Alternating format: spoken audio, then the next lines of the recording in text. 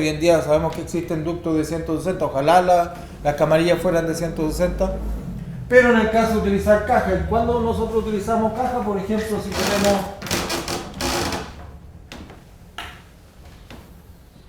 si tenemos el empalme aquí, o el medidor, perdón, tenemos el equipo de medida,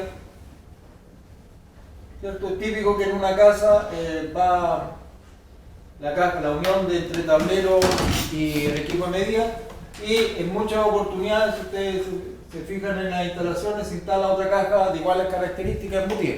Entonces, si yo instalo una caja embutida en el muro, por ejemplo, para obviar la camarilla de registro, ¿ya? Se podría dejar esta caja, pero mínimo, lógicamente, de 30 por 30. Lo mismo en los edificios se utiliza mucho esto, ¿ya?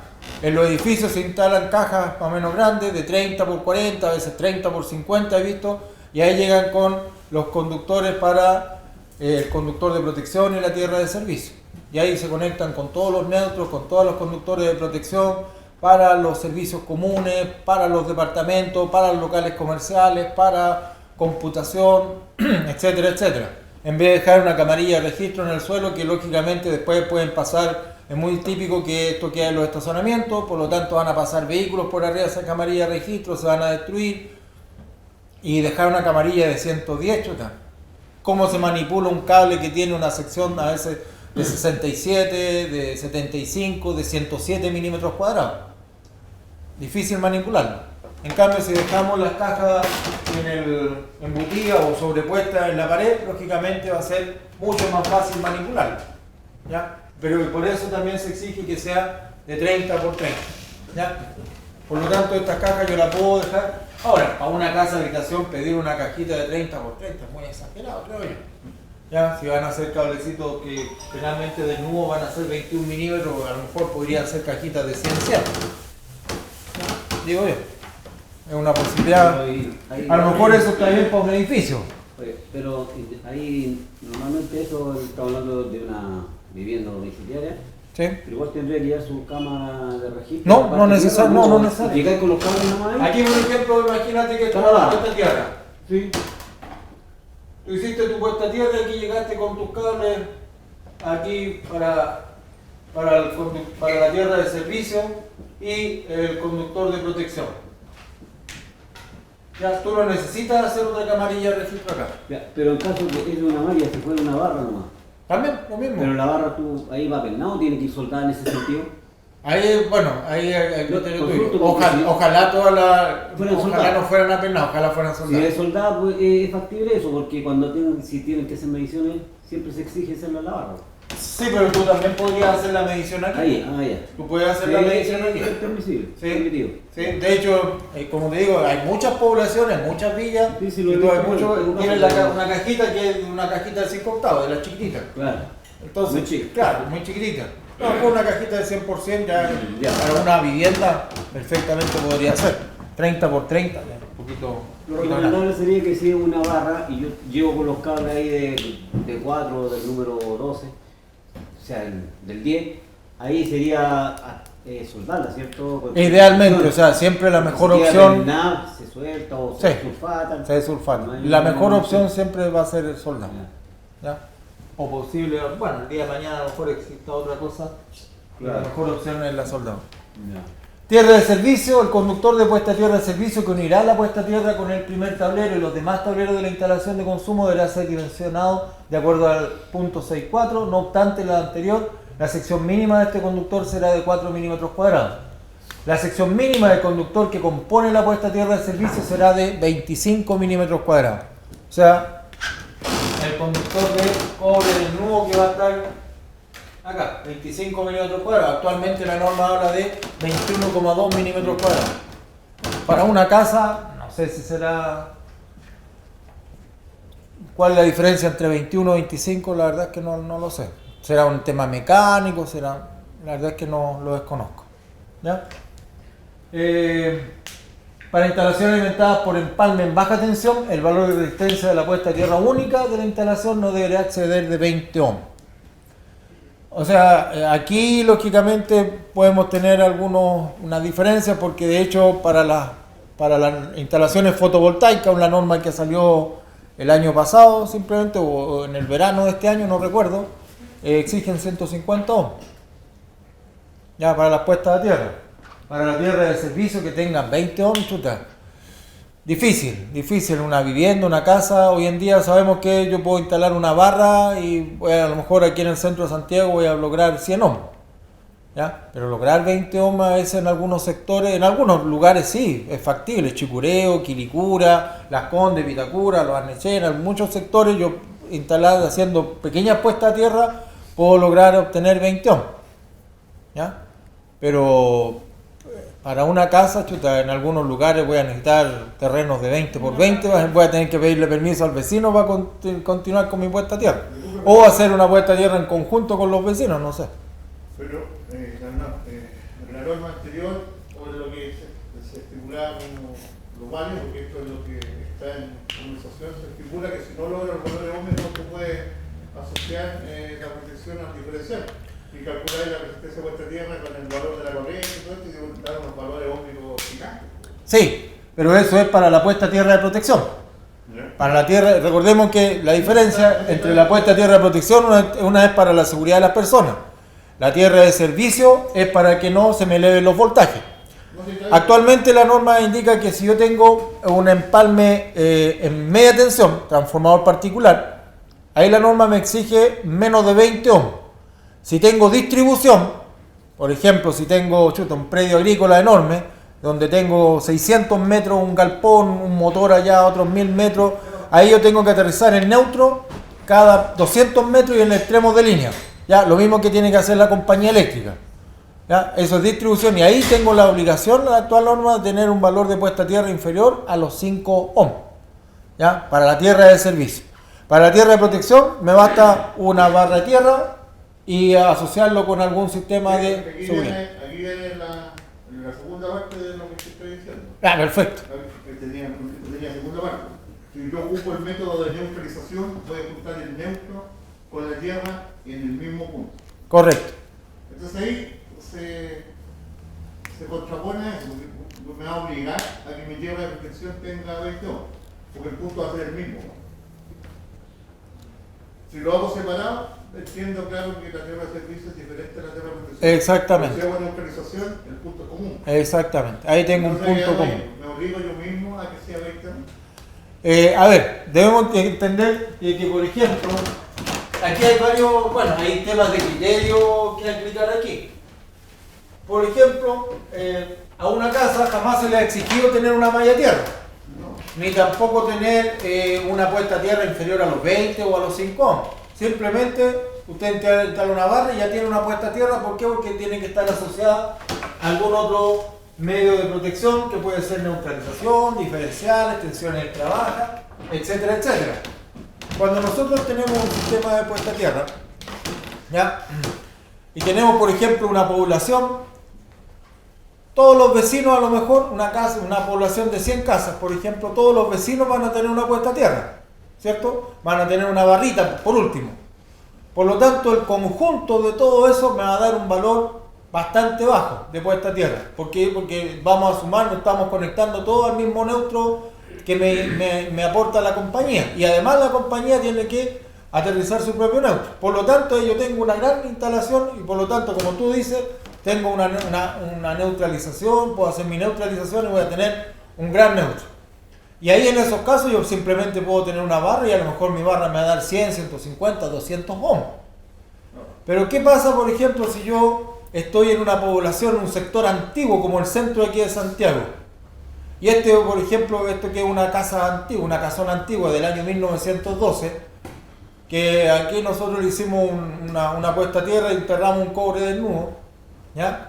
Pero resulta que a lo mejor el vecino no lo tiene, el otro vecino no lo tiene, y el otro vecino así sucesivamente, el otro vecino no lo tiene. Por lo tanto, no vamos a tener la misma condición de tener un buen neutro como es una población que todos los vecinos tienen una pequeña puesta a tierra.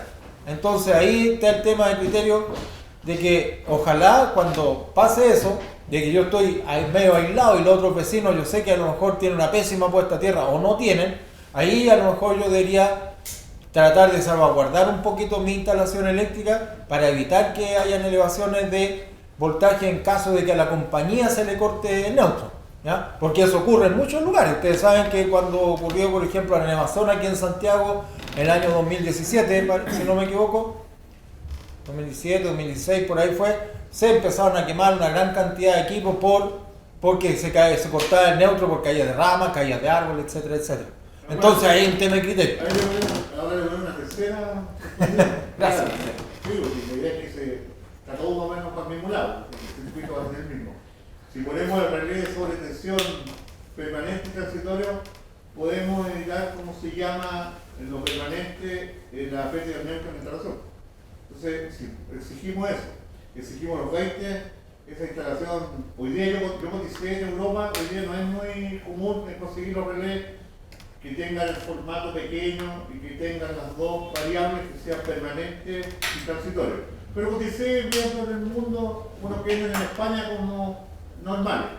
Puesto acá en Chile, una unidad en 25 amperes y otra en 40 amperes, cuestan alrededor de 260.000 pesos el relé. Y el otro cuesta 400 y algo. Traer uno, claro, si se trae masa, me imagino que va a ser un poquito menos de 200. Pero ya carecemos con el relé, con el diferencial de 200.000 amperes, con una malla tierra, o sea, no se dan muchas cosas para... Sí, sí. Para lo mismo, eso es lo que digo, en realidad... Ahora, es que el relé de protección que se exige hoy en día es más que nada para altos voltajes. Por ejemplo, si cae un rayo en la zona, o sea, posiblemente, no es que se exija, posiblemente en los pliegos técnicos salga ese relé de sobretensión que es para altos voltajes, no es para que, por ejemplo, si me llega a 280, 300 volts, no va a actuar. Pero sí, por ejemplo, si cae un rayo y cae un rayo arriba de las líneas de la compañía, y lógicamente a mi casa van a llegar voltajes elevados, o se cae una línea de media tensión arriba de los cables de baja tensión, el objetivo es ese, ¿ya? Proteger un poco las instalaciones y supuestamente se van a exigir esos relés sobre tensión. Hoy en día la norma lo recomienda solamente, sobre todo en especial cuando hay equipos de sonido, audio o muchos sistemas digitales o computacionales. Se recomienda instalar estos protectores de sobretensión, ¿ya?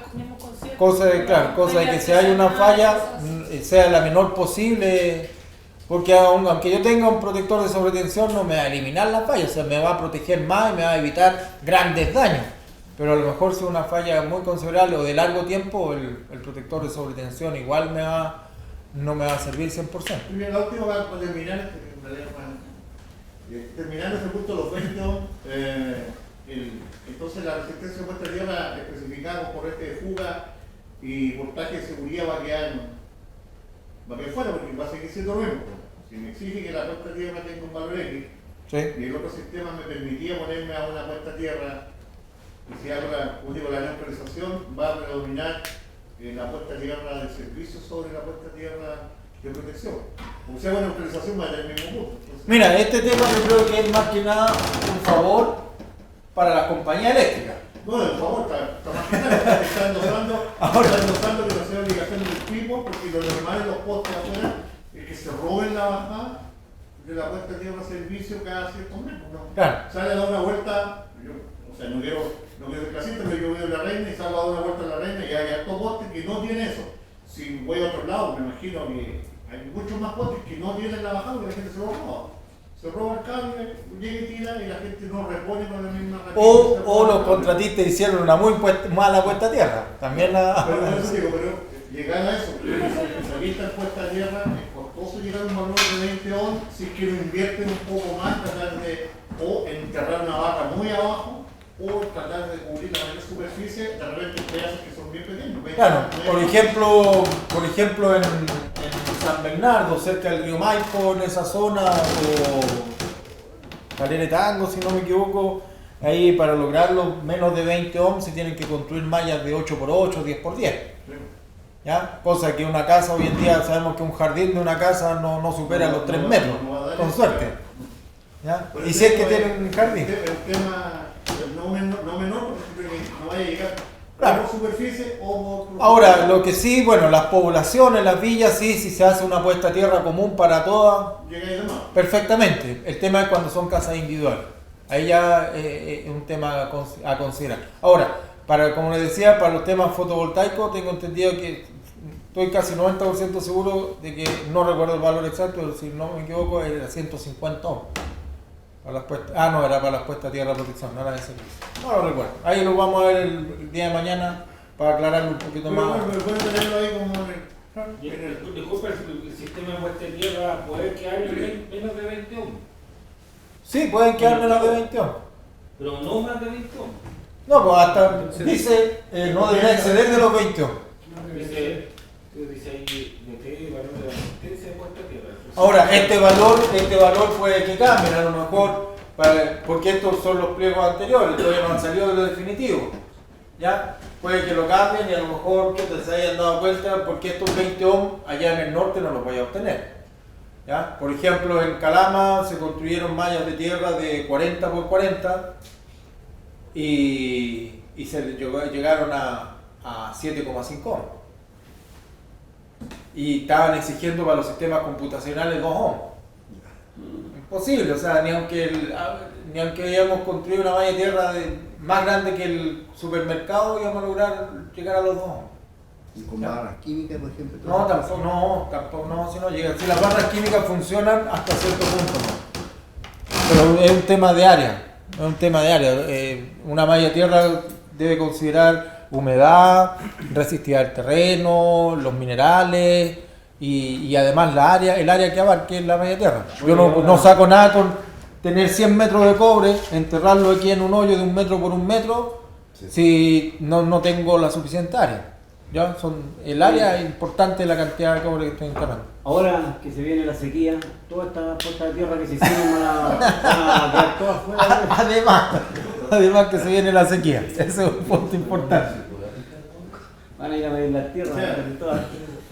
Tierra de protección, el conductor de puesta a tierra de protección que unirá a la puesta de tierra con el primer tablero y los demás tableros de la instalación de consumo deberá ser igual a la sección de los alimentadores activos.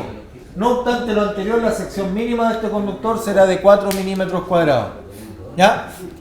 Aquí este es importante, chicos, porque antiguamente uno podía hacer una tierra de protección a lo mejor y mandar, por ejemplo, las 3 fases y el neutro sin el conductor de protección y después hacer otra puesta a tierra más allá.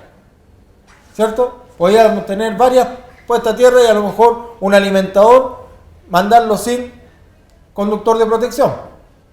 Ahora me exige de que claramente el conductor de puesta a tierra de protección que unirá las puestas a tierra con el primer tablero y los demás tableros de la instalación de consumo deberá ser igual a la sección de los alimentadores activos. O sea, el conductor de protección parte desde el primer tablero y de ahí acompaña a los conductores activos. ¿Ya? Porque antiguamente era eso. Por ejemplo, si yo tenía el poste acá y a lo mejor tenía un tablero general, ¿ya? Y después se tiraba un alimentador, se tiraba fase y neutro solamente y después se hacía otra puesta a tierra allá, ¿cierto? Ahora no, me dice que tiene que acompañar el conductor de protección en todo. Debería ir aéreo también. Pero si lo tiráis concéntrico, ¿cómo así la tierra aérea?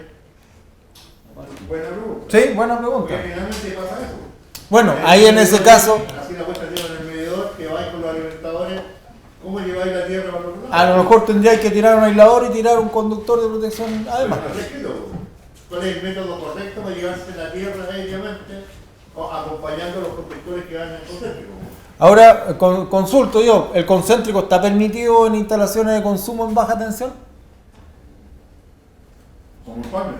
El concéntrico, el cable concéntrico, porque la compañía utiliza los concéntricos para llegar desde el poste al medidor. Pero interiormente, ¿el cable concéntrico tiene certificación para utilizarse en instalaciones interiores? Al igual que, por ejemplo, los cables de aluminio, porque hoy día sabemos que los cables de aluminio en todas partes se están utilizando en forma aérea. Instalaciones interiores, pero la norma es clara y dice que los permitidos son el cobre y el aluminio se va a autorizar salvo condiciones expresas y salvo ciertas condiciones nomás. Pero hoy en día no existe algo que diga, oye, bajo estas condiciones debe utilizarse el aluminio. ¿Ya? Yo no digo que no se pueda utilizar, pero la norma, Tiene que ser con los accesorios a utilizar. claro, tiene que ser. Pero hace un año, hace 2 años atrás, un colega fue a consultar si había alguna especificación y dijeron, no, aquí jamás nadie ha consultado bajo las condiciones del conductor de El aluminio. problema del cobre o el aluminio es la superposición. Pero hay una unión en unos niveles que concentra, que establece un material intermedio La versión de para evitar la sulfatación. ¿Sí? Y eso va con un perno que es bien especial y es como un cálcer que evita el contacto entre el cobre y... Sí, no, de hecho, en la norma de fotovoltaica permite los alimentadores de aluminio para instalaciones fotovoltaicas, pero no en sí la norma 4. Yo lo he hecho. No, si estamos de acuerdo, si muchos lo han hecho. Son de aluminio, ¿Sí? por una cuestión de que es más ligero y es más liviano. No, y además para que no se lo roben. Si hay un tema de costo y por ejemplo en las zonas rurales se lo roban y... Vale más barato el aluminio, entonces Para extensiones largas es más barato. es más liviano para levantarlo también cuando hacen. Sí, estamos Pero totalmente... con respecto al concéntrico, Sí, que fue lo que, si tú salías a dar una vuelta por el Burín de Santiago, vas a encontrar con luminarias públicas que entre punto y punto están alimentados con cable concéntrico. Sí. Entonces, decir, si uno va, el cable concéntrico por fin general no es hacer el empalme, es un cable antibusto. Entonces, es un cable de empalme y además difícil de robar energía. Pero no tiene una base que solamente es bajada del poste al empalme, sino que la definición general es un cable de empalme antiguo. Entonces no está claro, tú salías de vuelta y hay muchos sistemas, e incluso lo he visto con retención metálica, este tipo de cola de chancho, agarrado al mismo poste metálico, y he visto otras instalaciones que ponen un aislador y hacen la retención con un aislador para que el cable concéntrico no toque el metal. Pero hay otras que están directos con un gancho, con el gancho y enganchan. Por eso. Y no hay bota tierra. Por eso, yo no les puedo dar yo no soy dueño de la verdad, por Yo eso... estoy diciendo lo que veo, que yo no No, si estamos bueno. bueno. Y por eso mismo estos son puntos que nosotros debemos aclarar en el caso de que salga la norma esta, si saliera así tal cual, por ejemplo, y sale indicado que deberá acompañar al conductor, no, chuta, tenemos que hacer oye, ¿qué pasa si utilizamos el concéntrico? ¿El concéntrico se puede utilizar en forma aérea o no? ¿Va a estar permitido? ¿Va a existir el día de mañana un concéntrico con 3 conductores? ¿Puedo tirar un concéntrico de 2x6 y aparte por separado un conductor de protección? ¿Cuáles van a ser las exigencias? Esas son consultas que lógicamente... Yo lo pongo también como consulta porque, como digo, al parecer es más común de lo que uno cree, pero cuando uno visualiza diferentes instalaciones del empleo público, yo siempre estoy mirando justamente para poder hacer estas consultas un poco in situ. Hay retenciones que están directos al poste, con la típica retención colectante, el metálico, metal y metal, si el cable se fue a la masa y si no tiene puesta tierra, ese poste metálico queda en el pisado. Exactamente. Hay otros que dicen parecerse que hay en el pisado y hacen una retención, ponen un aislador de losa y la retención del concéntrico va al aislador de losa que está aislado. Entonces dicen, si se va a masa, la losa deja fuera como se llama la estructura metálica. Y son las únicas dos formas, pero veo cuánto es largo entre poste y poste. He contado y salió una cuenta media. Sí. 30 metros, 30, 40 metros. 40 metros. ¿Cuál es la tensión mecánica que metí a las fichas técnicas? Y lo hice cuál es la tensión mecánica por la distancia. Entonces la gente le pone más, le pone menos, se batea, lo tira. Entonces, ¿qué se lleva? Eso está puesto en la calle, alguien lo probó. Sí, exactamente. Caballero. Una consulta. ¿Puedo poner un concéntrico desde el medidor hasta el tablero 5 metros dentro de un ducto? ¿Se podría? Mira, es que el cable concéntrico en sí, yo jamás le he visto que tenga una norma para aprobarse dentro de la instalación eléctrica. O sea, el cable concéntrico no debería estar dentro de ducto. No debería ser usado para instalaciones en interiores. Y menos en ducto. Desde el medidor hasta el tablero. Por eso es que para eso están los cables, todos los cables que especifica la norma, los XTU, los RT, y esos cumplen ciertas normas y ciertos protocolos bajo normas internacionales y los protocolos que también exige la superintendencia. Pero si tú agarras un cable concéntrico, no sale el certificado del laboratorio tanto, algunos sí, algunos no, pero no, en la norma nunca había un cable concéntrico que esté aprobado por la superintendencia. ¿Ya? Tienen sí ciertas aprobaciones para trabajar sobre ciertos voltajes, pero normativamente el cable concéntrico no debería ser usado como un alimentador, por ejemplo, en ductos aéreo, o sea, sobrepuesto ni menos subterráneo. Pero aéreo sí. Sí, aéreo sí. Yo lo he hecho aéreo y he puesto una toma tierra. Sí, perfectamente. Sí. Pero no está especificado. Entonces esas son consultas que hay que hacer con la superintendencia. Yo lo he hecho Que así, tienen- por está bien, pero si muchas instalaciones, por ejemplo, están con tubería de PVC puesta a rayos solares. ¿Está bien? Claro, debe ser. Se puede, pero no debería Se hacerse debe. nunca. Entonces son consultas que lógicamente tenemos que verlas, agarrarlas y tomarlas. Pliego técnico número 7. Instalaciones de equipo. Objetivos. El objetivo del presente pliego técnico es establecer los requisitos de seguridad que se deben cumplir al instalar equipo eléctrico en instalaciones de consumo. Instalaciones de equipos de fuerza. 6. Protecciones de cortocircuitos, diferenciales y relés de asimetría. Para motores o cargas trifásicas consideradas críticas se debe incluir una protección de asimetría. Sin embargo, será obligatorio para todos los motores de 5 o más HP.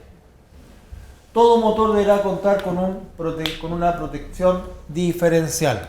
¿Ya? Hoy en día no hay obligación, solamente lo único que dice la norma que debe tener protectores diferenciales es a los enchufes, ¿cierto? Sí. Y a las instalaciones cuando están de alumbrado público, por ejemplo, si hay postaciones metálicas o letreros publicitarios que tengan carcasas metálicas, todos esos tienen obligación de utilizar protectores diferenciales, ¿ya?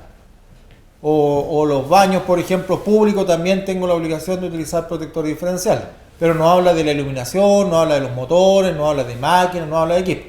Aquí, lógicamente, están indicando que va a ser obligación el uso de los protectores diferenciales. La corriente fuga de ese protector va a ser 30 mAh como... No, ahí no lo indica, ¿ya? No está especificado. De hecho, pero la norma actual, por ejemplo, habla de que cuando las máquinas o equipos tengan fugas demasiado elevadas, se permitirá en algunos casos utilizar protectores diferenciales de hasta 300 mA. ¿Ya? Sí. Aquí seguramente ocurrirá algo muy similar. Instalaciones de condensadores, ¿ya? Actualmente la norma actual no habla de los condensadores, aquí sí se refiere un poco, habla de hay exigencias generales, los condensadores serán máximo un voltaje de 1000 volts y para los condensadores de tensión nominal superiores a 1000 volts. ¿Eso es para mejorar el factor de potencia? O... Claro, para corregir el factor de potencia. Instalaciones de equipos de climatización, exigencias generales, exigencias para el equipo de climatización, circuitos. Los conductores de alimentación de circuitos de climatización se dimensionarán de modo de asegurar una capacidad de transporte de corriente no inferior a 1,25 veces la corriente de carga del circuito. En todo caso, la sección mínima será de 2,5 milímetros cuadrados, tal como está la norma actual. ¿Puedo hacer una consulta? Pero no termino. Ya. Todos los enchufes destinados a servir equipos de climatización deberán contar con su respectiva protección termomagnética y diferencial debidamente coordinada y protegida respectivamente. ¿Ya? Actualmente hay muchos equipos diferenciados. Ahora dice los enchufes. ¿Ya? Pero si esos equipos de clima no tienen enchufe, van directamente unidos, no tengo enchufe. O sea, ahí, chuta. ¿Qué es lo más seguro? Ahora, seguramente han habido accidentes porque muchas veces se desenchufa el equipo de clima y enchufan, por ejemplo, un taladro o enchufan otras cosas para hacer instalaciones provisorias o hacer alguna reparación y lógicamente esos enchufes quedan sin protecciones diferenciales. ¿Ya? Hay equipos que son enchufables. Ahora, si están, no sé cuál será el alcance, porque si son enchufes de equipos, por ejemplo, equipos que van en las ventanas, por ejemplo. Si son enchufes que van en las ventanas, a lo mejor, el equipo va en la ventana y el enchufe está al alcance de cualquier persona, a lo mejor tienen la obligación de llevar diferencial, porque en cualquier momento pueden enchufar cualquier otro equipo y puede ser peligroso. Ahora, si esos enchufes quedan fuera del alcance de las personas, quedan a 2 metros, 2 metros y medio, o quedan en el entretecho, por ejemplo, para los equipos de clima que están en el cielo, a lo mejor podrían obviarse en esos casos el protector diferencial. No lo sé, porque además esos equipos quedan fuera del alcance de la mano, sobre los 2 metros y medio que dice la norma. Ya, y sabemos que muchas veces los protectores diferenciales, muchos proyectos se han especificado para los equipos de clima protectores diferenciales, pero sabemos que los diferenciales, las fugas que tienen estos equipos a lo mejor son considerables y empiezan, o de repente tienen partidas severas y podrían provocar fugas que superen los 25 mA, o a lo mejor el protector diferencial no, como sabemos existen los diferenciales estos HPI o superinmunizados que saben discriminar entre una onda sinusoidal o alguna distorsión que pueda haber en la onda. Entonces significaría para estos equipos de clima que hoy en día cada vez son muchos más equipos con partidas electrónicas, hay distorsiones de la onda sinusoidal, por lo tanto si utilizamos diferenciales para todos los equipos de clima estamos obligados a utilizar de estos a lo mejor superinmunizados. ¿Usted tenía una pregunta? ¿Sí? ¿No? Ya. Don Eduardo. Mira, si no me falla la memoria, en la norma actual restringe conductores en calibre es la protección que debería estar como máximo. Si no me equivoco, los calibres número 14 hasta 16 amperes, lo del número 12 hasta 20 y el número 5 punto y algo hasta 32 amperes. Correcto. 32 amperes. ¿Eso es correcto? Sí, así es. Ya. Si llevamos esa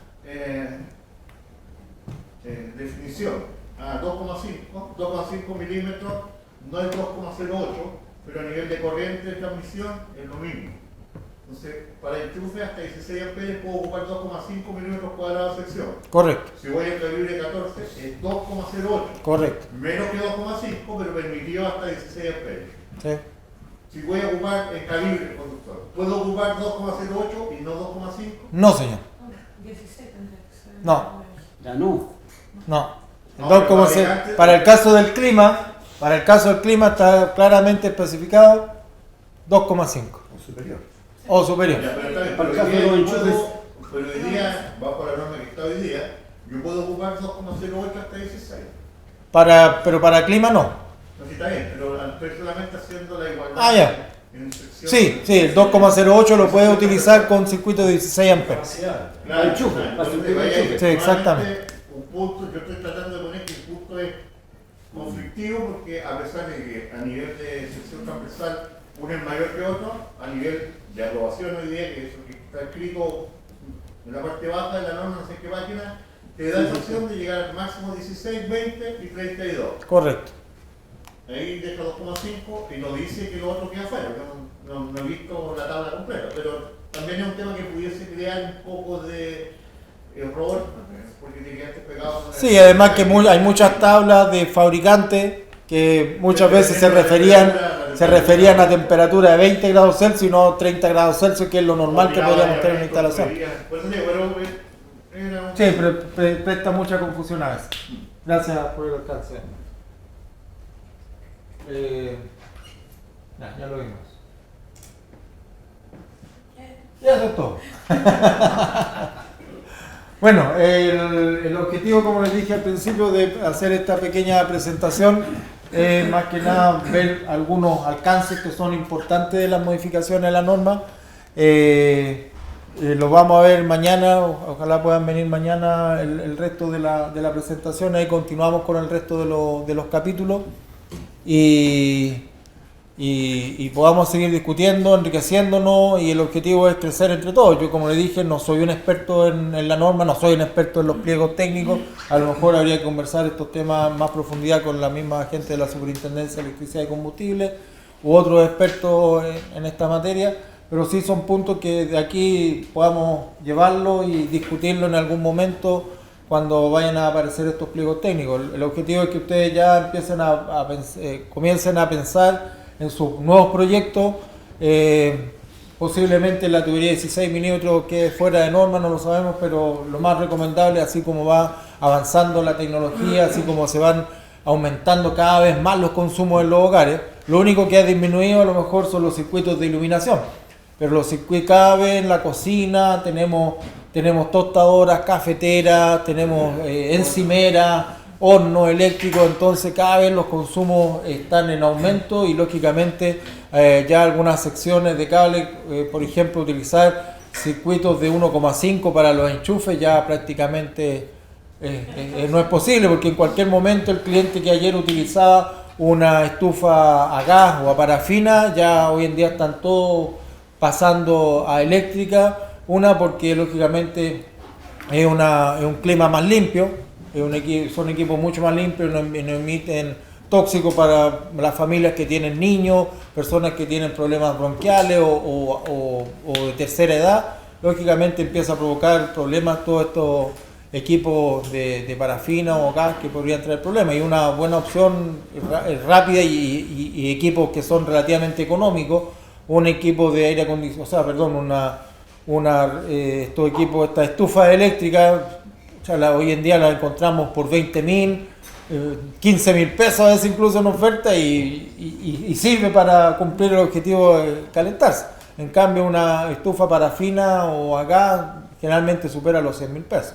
Entonces la gente, lógicamente a la larga sí es mucho más costoso, pero la condición del momento, la situación de calentar la pieza o el lugar, la más rápida para muchos es la estufa eléctrica. Disculpe, Colega. el adelanto, pero no sé si es la mañana, entonces Encantado de escucharlo de nuevo.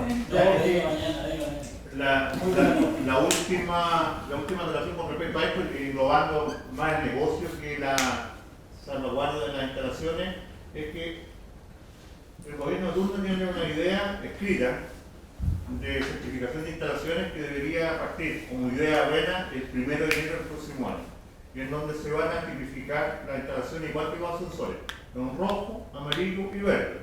Y ya está ahí uno dice, ok, es correcto. Pero si lo llevamos hoy día a cómo está funcionando la normativa de ascensores, menos del 40% de los ascensores está certificado verde, porque la inspección técnica, que va a ser también un organismo aparte del que ejecute la instalación eléctrica, van a estar los inspectores, desde ese punto de vista es mejor, pero yo lo quería llevar a lo que hoy día pasa con los elevadores. Menos del 40% de los elevadores tienen sello verde, porque cuando pasó a la oficina de inspección, les dijo, para que ese ascensor esté certificado, tiene que cambiar todo esto. Como bien tú lo dices, si viene hoy día esa ley y vienen las instalaciones domiciliarias, se van a testear las de 15 años y las industriales las que tengan 10 años de antigüedad. Si viene el inspector técnico con la misma filosofía del ascensor de una casa, le va a decir, sabe que su podría no cumple y tiene que cambiar la instalación, le va a pasar la lista de reparaciones que tiene que hacer.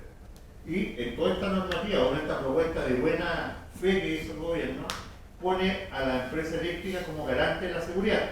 ¿Qué significa esto? Que si para el inspector su instalación es peligrosa, llama directamente a la compañía eléctrica y le van a venir a buscar la luz hasta que no arreglen la instalación. Entonces ahí lo hace también, lo lleva al escenario que están los elevadores. Las comunidades hoy día no tienen plata para poder preparar los elevadores, entonces el 60% no tiene sello verde y se pueden caer los cables, la máquina, y lo digo con propiedad porque trabajaba en Chile en el tiempo antiguo y mi pega era calcular población. Entonces la norma es buena siempre y cuando la comunidad tenga plata. La norma eléctrica también es buena siempre y cuando la gente tenga la plata para reparar. Existen estos trucos donde la empresa eléctrica te ha ido a cortar la luz, porque en una casa uno podría decir, no pasa tanto. Pero si mi departamento, parte de una comunidad, un edificio, tengo seguro que la empresa eléctrica va a venir ya a cortar la luz, porque el sello va a ser rojo y va a decir, si se prende ese departamento, se prende todo el edificio. Entonces va a crear otro tipo de problemas en que la parte económica no va a sustentar la certificación. Igual de todas maneras es como no existe ni siquiera una ley, por ejemplo, de administrador de edificios. Pero O sea, eso también tienen que modificarlo, no puede ser que también solamente los Bueno, todo esto tiene que... Está todo igual cambiando bueno, y quizás, por ejemplo, esto mismo se puede abocar como a la ley del mono, por ejemplo, en la construcción, ¿o no? O que a lo mejor podría ser ese... No, es difícil porque la ley del mono...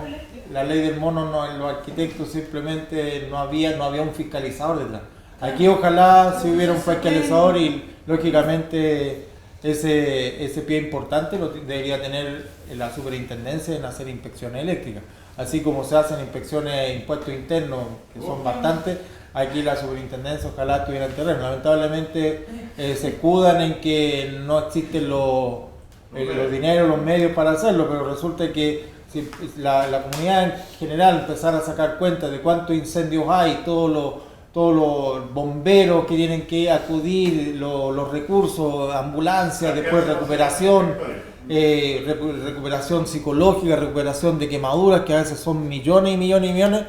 Si a lo mejor pudiéramos evitar todo eso teniendo mayor cantidad de inspecciones en la instalación eléctrica, podríamos evitar un montón de problemas, incendios y, que es lo peor, la vida muchas veces de ser humano. Bueno, se le agradece que hayan venido. Perdón. Disculpe la última. Usted que es experto en malla. Si yo tengo un reticulado, una malla, yo debo salir de la malla con 2 conductores, uno de servicio y uno de restricción, o puedo salir con uno solo. No, con 2 conductores. Con 2 conductores. Sí, tiene que salir con 2 conductores, uno para servicio y el otro para protección. ¿Eso está indicado en la norma o no? En la actual no. En la nueva sí lo indica. En la nueva sí lo indica. Ahora, idealmente sí salir siempre con los 2 conductores, porque o falla uno porque se puede soltar o sulfatar uno, o el otro. Ojalá no ocurra con los 2. Por último, si queda sin tierra de servicio, ya bueno, quedamos sin tierra de servicio. Pero ojalá no quedemos sin conductor de protección. Ese es más o menos el objetivo. ¿Ya? Por eso salir ojalá siempre con 2 conductores de la puesta a tierra. Eso, muchas gracias, se le agradece.